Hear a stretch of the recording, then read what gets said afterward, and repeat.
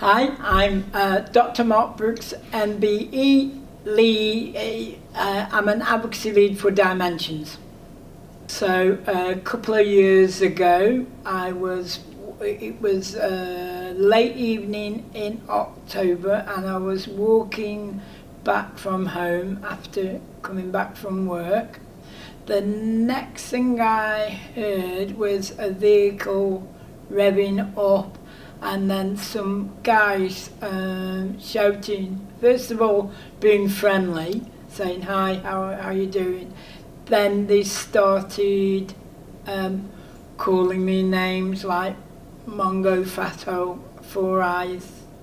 That went on for a while. I tried to ignore it, obviously. Then the next thing I knew, I heard something hit me. They carried on calling me names, laughing, and then roared off.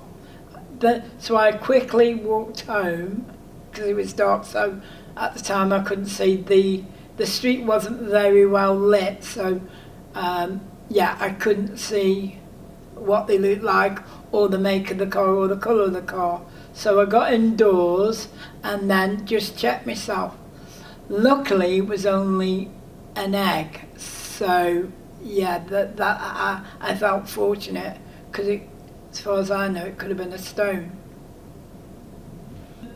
At first, I was scared, because usually I'm quite confident around travelling. Apart from coming back in the dark, I don't like travelling back in the dark. So it was definitely scary, because, like I say, I'm usually pretty confident and I can get myself out and about.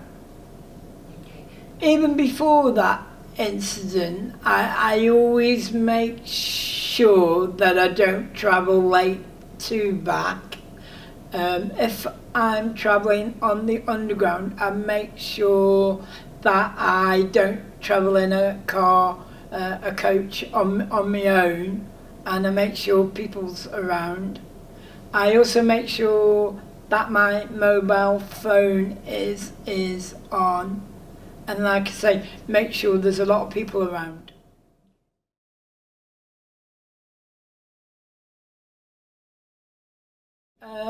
At first, no, because it happened to me once and I didn't think I could report it, and there was really nothing to report, because I said before, I couldn't identify them. It was too dark, there was no lit streets, so no, I didn't.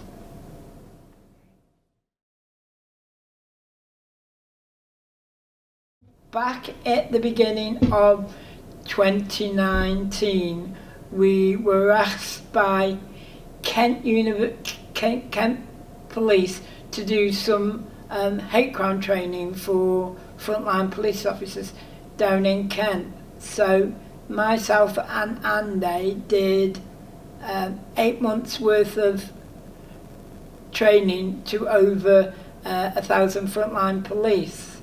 So I had to try and find a real story.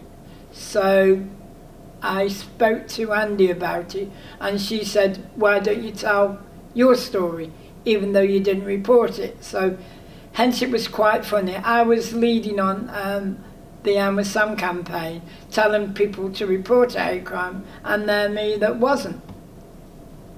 So we started off doing a training, which was great.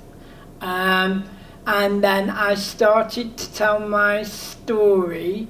This went on for 8 months, and in between that 8 months, after every time I told it, police officers asked me questions around why I didn't report it, maybe you should report it. And then towards the end of that training, a police officer helped me to make a report, which then was emailed to the police station and logged.